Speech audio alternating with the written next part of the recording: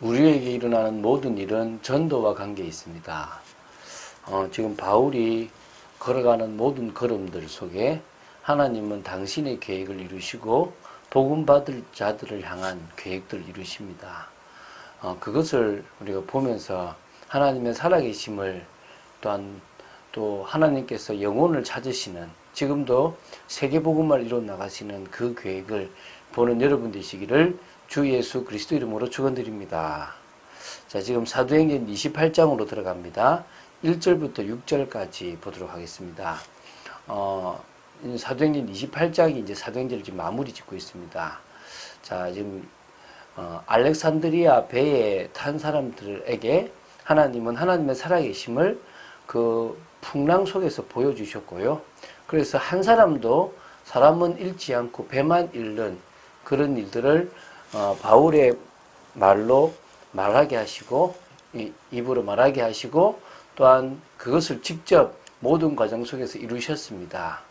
그래서 하나님은 아마 그 276명 되는 그 영혼 속에서 또 구원할 자들을 찾으셨는 줄로 믿습니다. 이제 멜리데라는 성으로 들어가게 되는데요. 이곳에서도 하나님은 구원할 자들을 찾으십니다. 어찌 보면 유라굴루라는 광풍을 통하여 하나님은 바울 전도자들을 멜리데 섬으로 인도했습니다. 보통 가는 경로라면 절대 멜리데 섬을 들릴 이유가 없었겠죠. 그런데 그 멜리데 섬에 들렸던 바울은 그 멜리데 섬에 있는 원주민들에게 복음을 전하는 기회가 되어지도록 만드십니다. 그 부분을 오늘 1절부터 전체적으로 원래는 10절까지 먼저 봐야 되는데요. 좀 나누어서 이불로 좀 엄격히 하면 그렇게 길지는 않지만요. 좀 구분 지어서 1절부터 6절까지를 보고 내일 7절부터 10절까지를 볼 겁니다. 원주민들은 좀 하나님의 은혜를 받았는지 특별한 동정을 그 276명의 그 이제 구조된 사람들에게 가지게 되었고요. 그래서 그들에게 불을 피우고 아마 음식을 줬다고 볼 수 있겠죠. 그런 가운데 하나님은 또 한 사건을 만드십니다. 그게 바울이 독사에 물리는 겁니다. 근데 그 독사에 물려도 바울이 죽지 아니함으로 말미암아 하나님의 능력을 한번 보이는 일이 벌어집니다. 그 부분을 통하여 하나님이 하시는 것들을 보게 되길 바랍니다. 1절을 제가 보겠습니다. 우리가 구조된 후에 안즉 그 섬은 멜리데라 하더라. 자, 이제 구조되고 나중에 이제 알아보니까 그것이 뭡니까? 이제 뒤에 한 거죠. 멜리데 섬이었던 거죠. 멜리데 섬은요, 시실리 남쪽 약 98km 지점에 위치한 작은 섬입니다. 전체 길이가 약 29m 정도고요. 넓이가 약 29km 또 넓이가 15km 정도 되는 섬입니다. 이 섬의 역사적 배경을 보면요. 한 BC 1000년경쯤에 페니키아인들이 이 섬에 이주하여 식민지를 건설했다고 합니다. 그리고 BC 218년에 로마가 제2차 카르타고 전쟁 초기 이곳을 점령하여 다스려 왔다고 합니다. 이곳에 이제 뭡니까? 바울과 그 일행이 가게 되었고, 그곳이 바울과 그 일행 276명이 피난을 가서 피난처가 되고 쉼을 얻고 회복을 하고 로마로 가게 되는 중요한 것이 되고요. 하나님은 이곳에 영혼들을 살리시길 계획을 세우시고 전도자 바울을 그 섬에 표류하게 하셨다라고 봐도 되겠죠. 자, 비가 오고 날이 참에 원주민들이 우리에게 특별한 동정을 하여 불을 피워 우리를 다 영접하더라.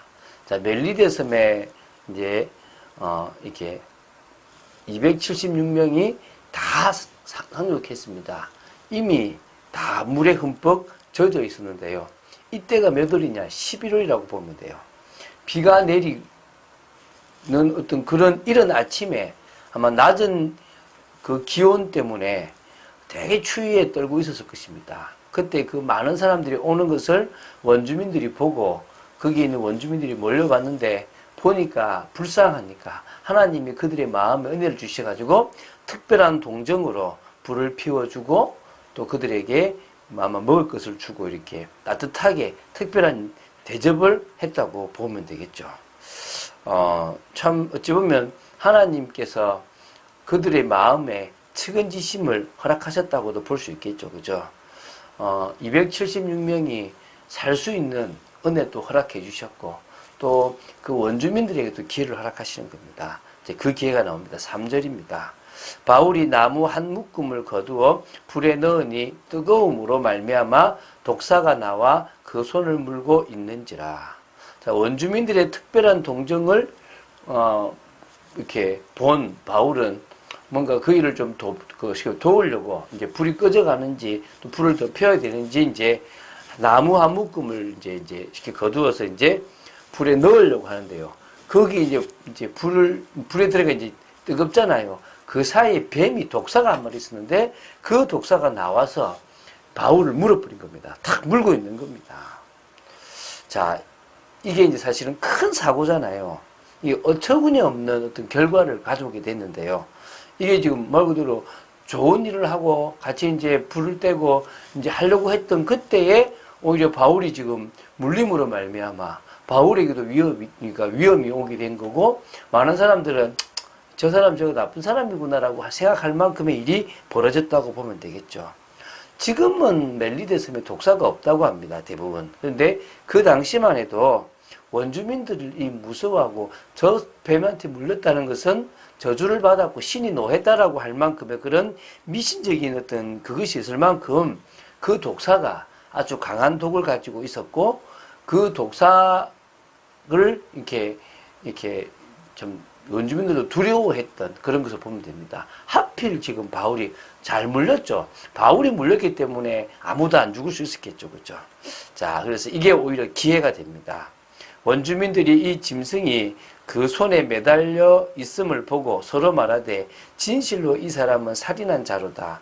바다에서는 구조를 받았으나 공의가 그를 살지 못하게 함이로다 하더니, 자기들만의 어떤 미신적 관습이 있는데요. 그게 뭐냐면 저 사람은 지금 살인자나 큰 죄를 범한 사람이 아니고서는 저 힘든 바다에서 구조를 받고 나서도 결국은 이 육지에 와서 죽는구나.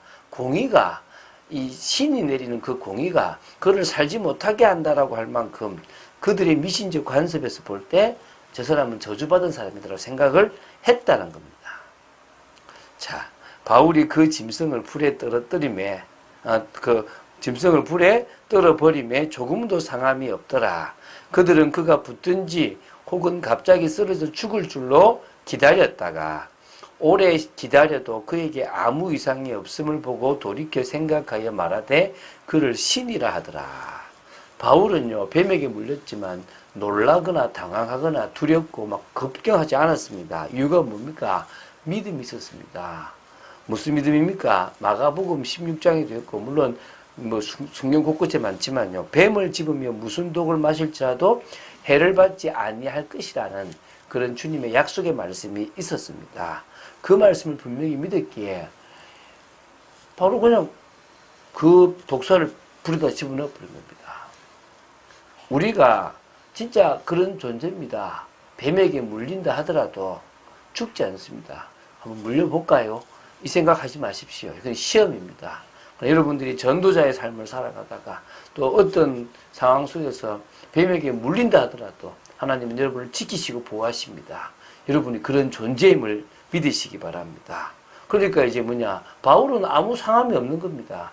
그러나 원주민들은 생각을 하겠죠. 아마 275명에 되는 사람들도 바울을 쳐다볼 때, 물론 같이 갔던 누가나 이런 사람도 걱정했겠죠. 그런데 뭡니까? 다들 저 사람은 죽겠구나. 왜? 뱀에게 물렸으니까. 독사에게 물렸다면 시간 지나면 독이 퍼질 거 아닙니까? 그 독이 몸 전체로 퍼지면 막 붓거나 아니면 갑자기 쓰러져 죽게 되는 건 인지상정입니다. 당연한 것입니다.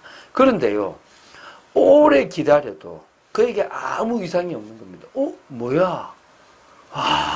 신인갑다. 신의 아들, 신의 축복을 받은 사람인갑다. 이 생각을 했겠죠. 그게 오히려 뭡니까? 반전이 되어버리고 하나님께 영광이 되어져 버린 겁니다. 특별한 사람입니다. 사실 뒤에 이제 그 원주민들 중에서 최고 높은 사람, 보블리오라는 사람의 그 가족을 또 이렇게 그 질병을 고치고 많은 사람들이 고치게 되거든요. 병만 고쳤겠습니까? 분명히 복음을 전하고 아마 멜리데 섬에 교회가 세워진 축복까지 누리지 않겠습니까? 그건 내일 우리가 나눠보도록 하겠습니다. 하나님은 전도자를 지키시고 보호하십니다. 우리가 그 사실을 믿고 오늘도 우리는요, 믿음의 도전을 해나가는 겁니다. 가는 곳마다 복음 말씀을 전가하는 겁니다. 하나님의 뜻을 이루는 겁니다. 그 말씀을 믿는 사람들은 당연히 축복을 임할 것이고, 핍박하는 자들에게는 하나님께서 또 그들에게 맞는 보응을 허락하실 것입니다. 그래서 우리는요, 여호수아가 했던 권명처럼 나와 내 집은 오직 여호와만 섬기겠다고 했던 것처럼 우리가 그런 믿음의 헌신, 결단이 오늘도 필요할 줄 믿습니다. 그럴 때 하나님은 우리를 통하여 중요한 일들을 진행하실 줄로 믿습니다. 그 응답 속에 오늘도 걸음걸음을 걸어간 여러분 되시기를 주 예수 그리스도 이름으로 축원드립니다. 주는 그리스도시요 살아계신 하나님의 아들이심을 고백합니다. 무슨 독을 마실지라도 또 뱀을 짚고 물린다 하더라도 해를 받지 않고 죽지 않게 되는 그런 축복과 은혜를 주심에 감사가 됩니다. 하나님 믿음으로 나아가게 하시고 하나님의 능력을 증가하는 축복의 인생 되도록 지켜주시옵소서. 주 예수 그리스도 이름으로 기도드립니다. 아멘.